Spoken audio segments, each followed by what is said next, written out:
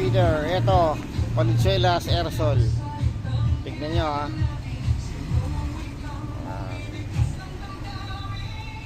Ito. Manipis na eh. Papalitan natin aerosol yan mamaya. Sana matapos ko ngayong araw. Si-upload ko mamaya. Valenzuela siya na. May mga aerosol natin no. Pantakong yung maliit, pang-suelas yung mga malaki. Ayan pa yung materialis, yung rugby, yung mga suelas. Pero dito tayo mag-focus. Tignan mo yung tsura ha.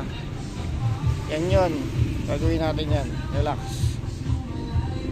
Ito yung before and after, picture natin. Picturean ko muna ha. Tapos